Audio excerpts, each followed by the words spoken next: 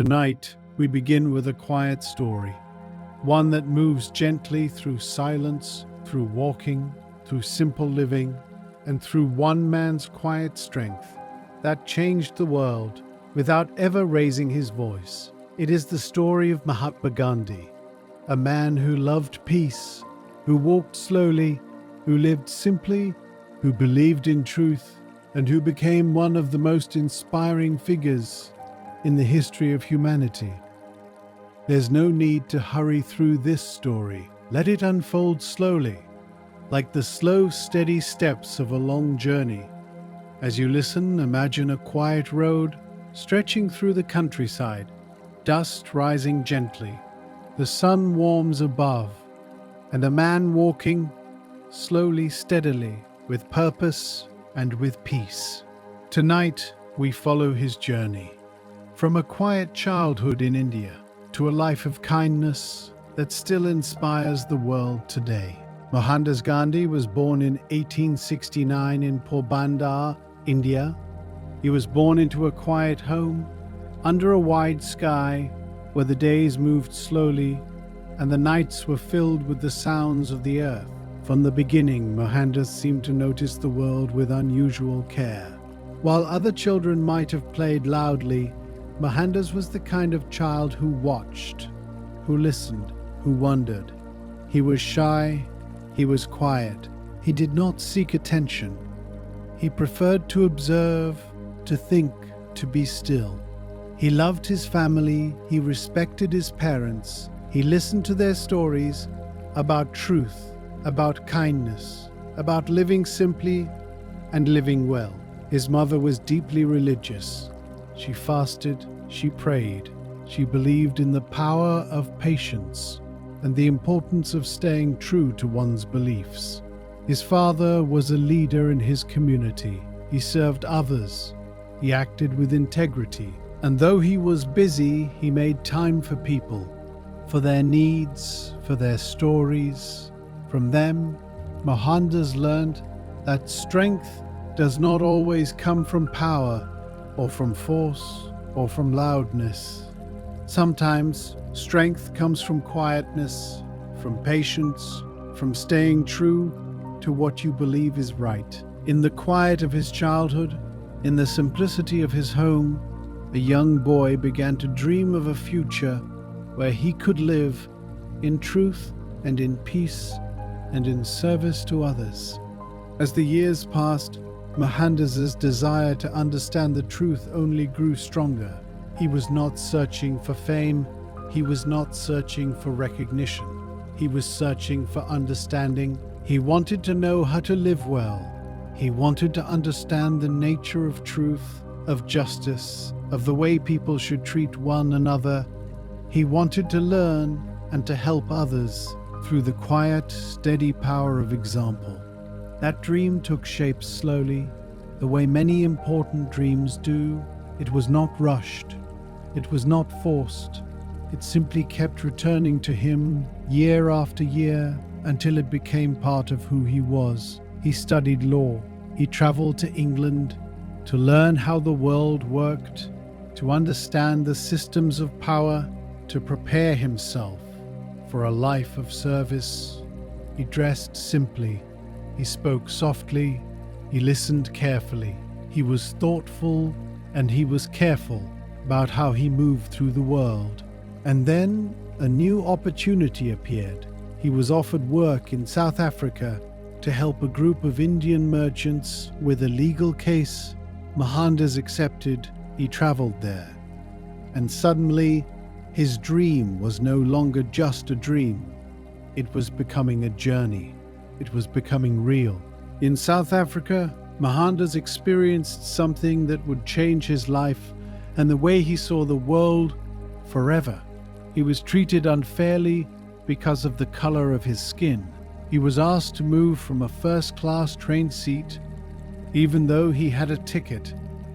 He was refused entry to hotels, to restaurants, to places that others could enter freely. It was painful, it was humbling, but it was also an awakening. Mohandas realized that he could not accept this, not for himself, not for others, not while he still had a voice and the ability to stand up for what was right. He began to organize. He began to speak. He began to lead, not with anger, but with truth, with patience, with a quiet determination that would change everything. He called it Satyagraha, truth force, nonviolent resistance. It was a new idea, one that said, you can fight injustice without violence. You can stand up without hurting others.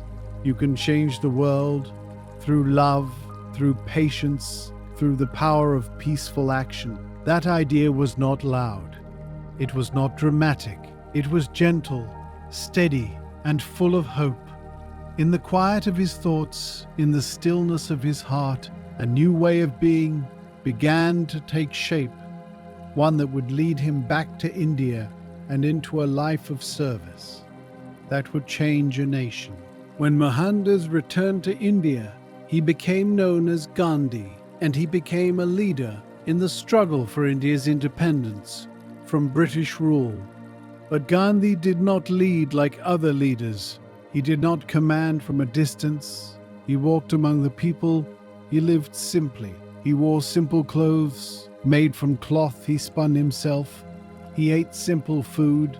He fasted when he needed to find clarity or to show his commitment to a cause. He believed that to lead others, you must first lead yourself. You must live the truth that you ask others to follow. And so he walked long distances through towns, through villages, through the countryside. He spoke to people. He listened to them. He learned from them. One of his most famous journeys was the Salt March. It was a long walk, over 240 miles to the sea. Why? Because the British had made it illegal for Indians to make their own salt. Salt was a basic need, and Gandhi wanted to show that this law was wrong. He walked day after day, with thousands of people following him. They walked slowly. They walked peacefully.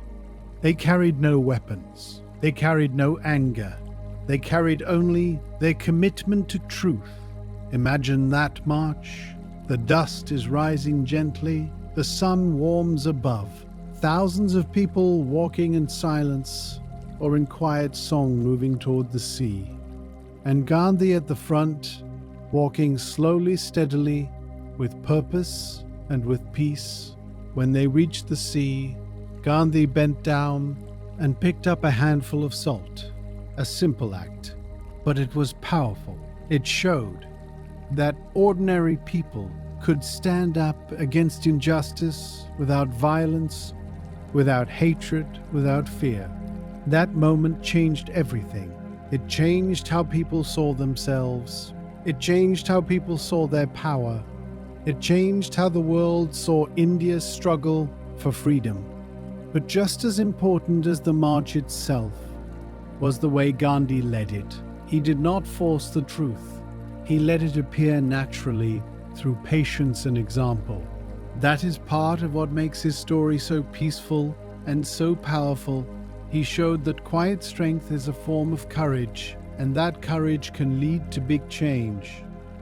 Imagine Gandhi walking quietly, his mind moving through the countryside, thinking about truth, about justice, about the slow, careful, meaningful work of changing the world. A step sparks. An idea takes shape.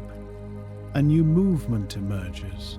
Each small moment connected to the others in ways that only time can reveal. These moments were not loud, but they were profound. They changed a nation. They changed how we see resistance. And all of it began with patience and a quiet willingness to walk and to wait and to let the truth reveal itself. Of course, Gandhi's path was not always easy. He faced opposition. He faced violence. He faced moments when the work felt heavier than it needed to be. Some people did not understand his methods. They asked, why not fight back? Why not use force? Why not meet violence with violence? But Gandhi did not change his way. He continued to believe in the power of nonviolence. He continued to believe in the power of truth. He continued to believe in the power of love, to overcome hatred. He was imprisoned many times. He fasted many times. He faced danger many times, but he did not let this stop him. He continued to work, he continued to think, he continued to believe in the truth he had discovered. There is a quiet strength in that kind of perseverance. It does not need to shout, it simply keeps going. Gandhi's story reminds us that being misunderstood does not define a person. What defines a person is how they respond. He responded with discipline, with patience, with unwavering belief.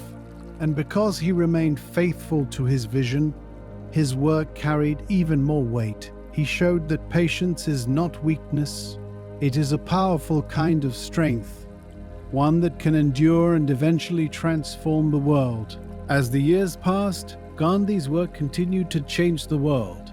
His efforts, and the efforts of thousands who followed him, led to India's independence in 1947.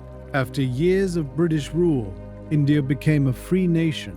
It was a moment of great joy, of great hope, of great possibility. Gandhi became known as one of the greatest leaders in the history of humanity. His ideas were used by people all over the world who were fighting for justice, for freedom, for human rights. Martin Luther King Jr., Nelson Mandela, many others followed Gandhi's path of nonviolent resistance.